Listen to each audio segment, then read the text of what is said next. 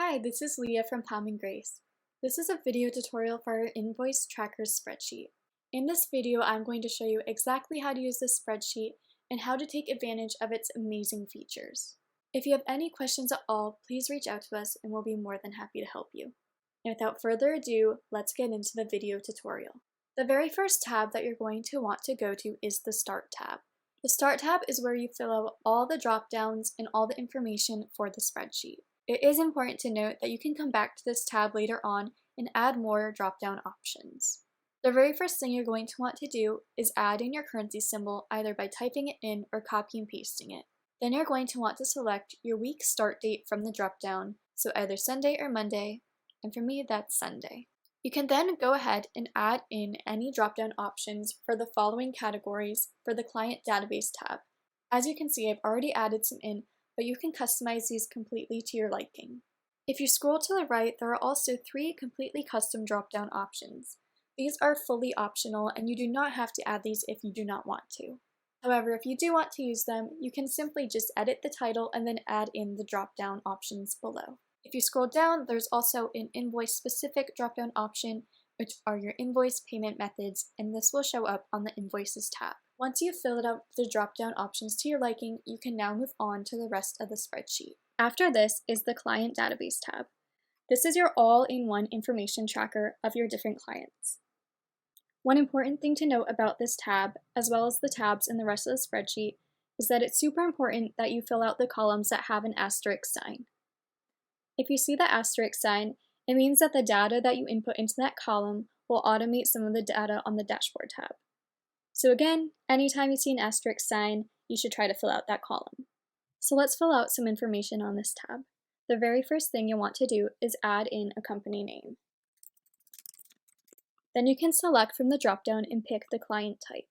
You can then add in a status, a service or project, and then a category to go with it. Then you can add in any details in this column and then add in a lead or source. Throughout the spreadsheet, to add any dates into the cells, you can simply double-click the cell and select the date from the pop-up calendar. However, you can also type in dates by typing them using the month, day, year format. So for example, I could do 6/2/24, and the date would go in there as well. Moving on, you can add in your custom drop-down options that you customized in the Start tab. Now, in the Client Database tab, there are a lot of different information options. If you don't need any of the options, you can easily hide those parts of the spreadsheet. So for example, I didn't add anything into the second and third custom drop-down options.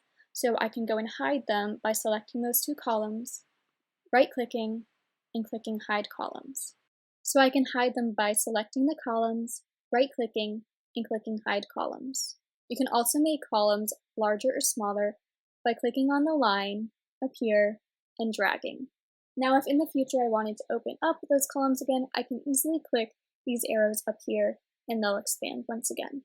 Next, you can add in contact information, and you can add in contract dates, such as the sign date, the start date, and the end date. When you add in different end dates, the status options over here will automatically update to show you if your contracts are currently going or if they've ended. And as you can see above this column, there's a checkbox. There are multiple columns in the spreadsheet that have the same feature. You can check and uncheck this checkbox to add in colors to that column. This can help you with organizational purposes. Next, we have the onboarding checklist. This is a really great place to keep track of your client's onboarding information and progress. To fill out this section, the first thing you can do is fill out the titles. So for example, maybe it's send email 1 and send email 2. You want to have as many columns as you need for the onboarding process. So for example, if you only need 2 sections, then you'll want to delete the 3rd column.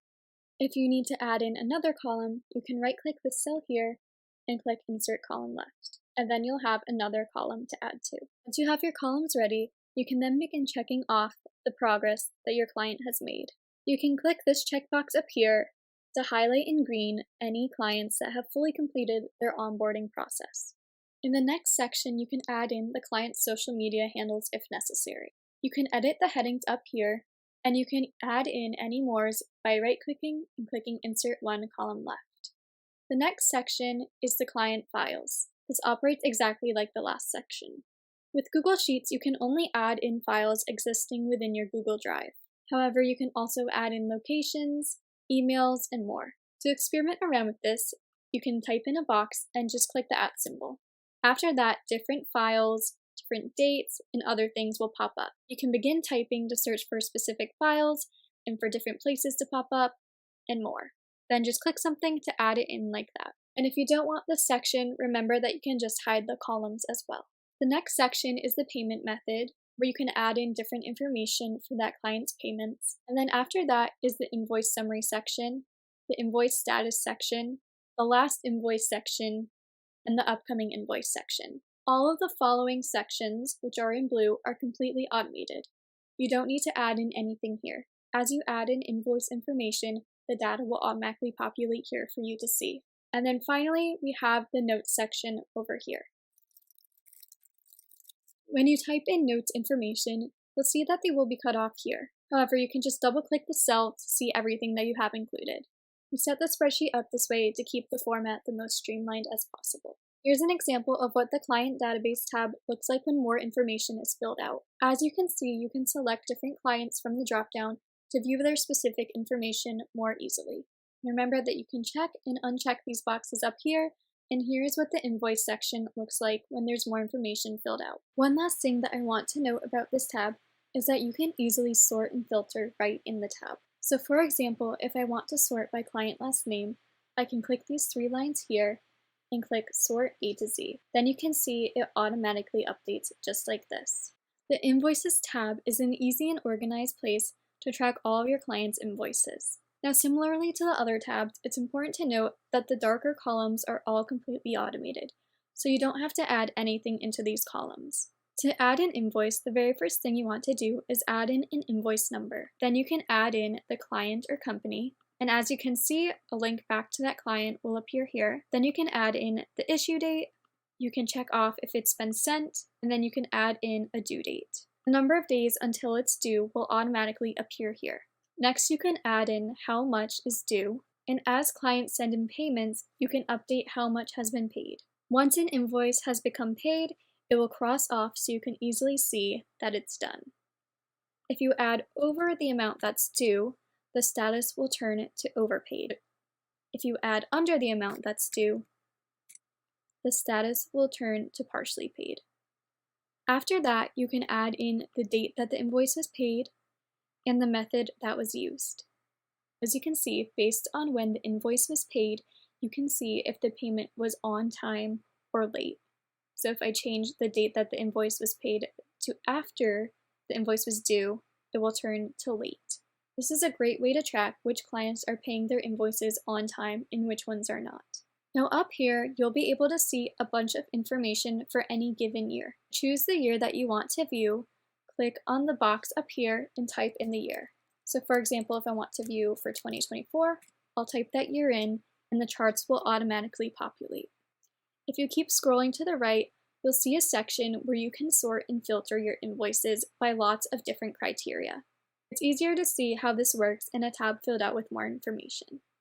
Here's what a tab with many more invoices filled out looks like. As mentioned, over here, you can sort by many different criteria to view certain invoices. So for example, if I only wanted to view unpaid invoices, I can uncheck the other options here. And as you can see, only the unpaid ones show. I could sort it, for example, by invoice number, and maybe I want to view just for the month of December. So it's super easy to do. You can also search for certain clients, payment methods, and if the payment was on time or late, or if there's been no payment yet. Now, as you can see, there's another Turn Colors On and Off section up here.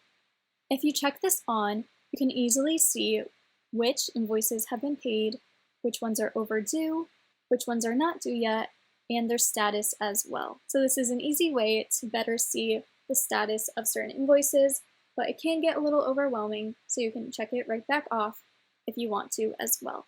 In the section over here, where you can sort and filter the invoices, you can click any of the arrows to go back to that invoice and update it over here.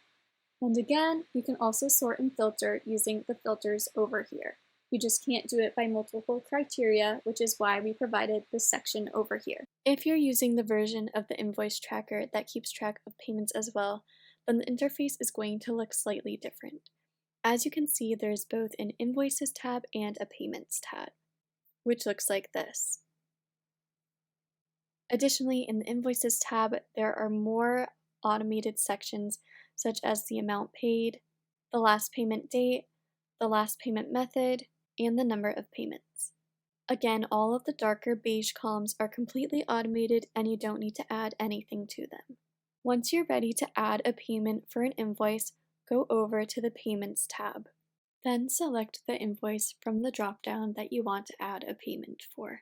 Once you select an invoice, a hyperlinked arrow symbol will appear here so you can jump right back to that invoice in the Invoices tab. Next, you can add in a payment date and the amount paid. Then you can add in the method of payment. Lastly, once the payment date is added, the payment status will automatically update. This will show you if the payment is on time or late based on the due date of the invoice. And lastly, you can add any notes if you would like. As you add in invoices and payments, you'll be able to see a status section to the right for each invoice's status. So as you can see, I just fully paid that invoice off and it appears as paid here. At the top, you can click the checkbox to add in more colors for organizational purposes. Going back to the Invoices tab, you can now see that that invoice is marked off as paid. You can also see the date of the last payment, which was July 2nd, as well as the last payment method, which was credit card. You can also see the last payment status, and you can see the number of payments as well. Going back to the Payments tab, if you scroll further to the right, you'll see a section similar to the Invoices tab where you can sort and filter the various payments. So for example, you could filter by month or year. You could sort by any of the options here in ascending or descending order. You could search for a certain client or company, a certain invoice number, a certain payment method, and you could filter by payment status. And just like the Invoices tab, you can stack multiple sorting and filtering criteria on top of one another to really view the payments that you're looking for. So for example, I could search for invoice 1, and the payments for that invoice would appear here. And again, you can play around with these to see what you would like. And that is how to use the Invoice Tracker tabs with the payments included. Other than that, all of the invoice information, both on the Invoices tab and on the Dashboard tab and Client Database, should fully automate as normal.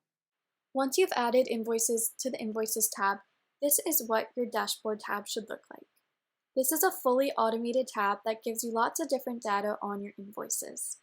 Even though it's automated, you can select different drop-down options to view your invoices in different ways. So for example, you can see upcoming invoices by client, or if you want to just see them in general, you can delete this and you'll see all of them. You can also view upcoming invoices due by different status options by toggling the different options. And of course, like everything in the spreadsheet, if you click the arrow, you can jump back to that invoice in the Invoices tab. For this section over here, you can easily change the year that you're viewing by typing in the year. And as you can see, all of the invoices that I have in the spreadsheet are for 2024, so I'll keep that year in there, but it is very easy to change between years. Additionally, once you change the year up here, all of these numbers down here will also update for that respective year. So the Dashboard tab is a really great place to view lots of different information on all of your invoices.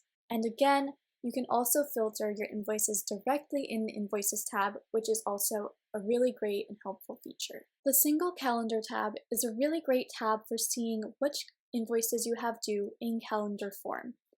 To use this tab, the very first thing you're going to want to do is select both a month and a year. The calendar will not update until you do both of these. Once your month and year are selected, the calendar should automatically update. As you can see when I scroll down, I can see all the invoices that I have due for the respective month and year, and I can also see which ones have been paid, which have the green checks, and which ones have not yet been paid, which have the gray checks. Of course, like everything else in the spreadsheet, you can click those symbols and jump right over to that invoice in the Invoices tab. So here's an example of that. And then you can easily update the invoice once you have jumped over. Going back to the Calendar tab, if you scroll to the right, you'll be able to see all the invoices that you have due for that month. And at the bottom, you can see a total count of how many are showing out of the total number. So if they do happen to get cut off because you have so many, you can still see how many total invoices you have due that month. Now, it may occasionally happen where you're not able to see all the invoices you have due for a given day because it exceeds the limit of the space given. If that happens, you can scroll over to this section where you can select any date from that month and see all the invoices that you have due in that day. And lastly, over here you can see an automatic progress bar of how many invoices have been paid in that month. So it's very easy to navigate and to see which invoices you have due and when. The next tab is the Services and Calculator tab. On this tab, you can easily keep the prices of your different services and even estimate how much you'll make per month or per year. As you can see on the left, the services that you offer are automatically inputted from the services that you added into the Start tab. After the service, you can add in the type of service that it is. Then you can add in any specific details, and then you can add in the costs. After that, you can add in estimations of how many services you'll be doing for each month, and you can input them into this column. Once you add in those numbers, the number per year will automatically calculate, which is just this number multiplied by 12, and then you can see month and year estimations of how much you'll earn. The final two tabs are the Invoice Template tabs. Now, as you can see, we have two designs, and you can also see that both of these tabs are locked. These tabs are locked because they're the template version of this tab. So whenever you want to use it, you're going to make a copy by right-clicking and clicking Duplicate. Then you can use the copied version of the tab and keep the locked version as a template that you can keep making copies of whenever you need one. However, before you start using these tabs, you want to first add in important business information up here. Now, when you add in the information, you may see an error sign pop up, but you can click OK in this instance because you do want to change what's in these tabs. However, if you see an error warning outside of this, just click Cancel so that you don't mess up any formulas. So I'm going to make a copy of this tab to show you an example. You can rename the tab by double-clicking on it, or you can right-click and click Rename. Once you have a copy of your tab ready to use, the first things you're going to do is select who you're billing to from the drop-down. This will show a list of your client names. Once you select a client name, if you have their address in the client database, it will appear here. However, if you don't, you can always just type over the formula. You can add a second address if needed. After that, go over to the invoice dropdown and select the invoice number for that client. This will automatically pull the date issued and the date due from the invoice tab. After that, you can select the different services that you're billing them for. As you can see, when I select the services, the price will automatically appear. If for some reason the price is different, you can just type over it. After you do that, you can add in the quantity, and all the numbers will update, including the subtotal. If you want to add in any discount, you can do that down here, as well as any tax. And after that, it's pretty much done. You can also add any payment information here. You can also add any payment information here and update your company information down here. You may want to do that on the template version instead, so when you make copies, the information will automatically copy over. Once you're done with your invoice, you can either print it or save it as a PDF to send. To print the invoice, you're going to go to File, then to Print. Make sure you select Portrait. And once you do that, your invoice will be ready. If you want to save your invoice as a PDF, you can go to File, Download, PDF, and make sure it's selected Portrait, and then you can click Export. Your invoice will be saved as the name of the tab. So for example, if I save this invoice as a PDF, the name would be Example. As you can see, when you go to print or save the invoice,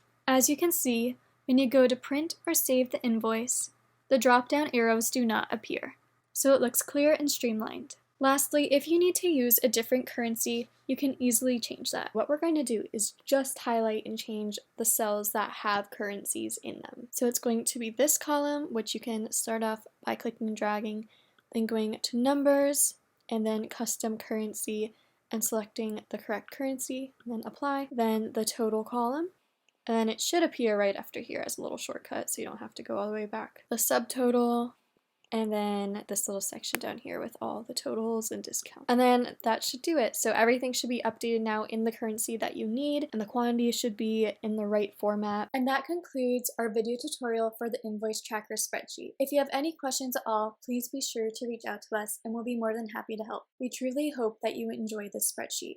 If you have yet to purchase this spreadsheet and you are interested in buying it, I will leave a link to purchase the spreadsheet in the description box below. Again, I hope you enjoy, and I hope to see you around again here soon.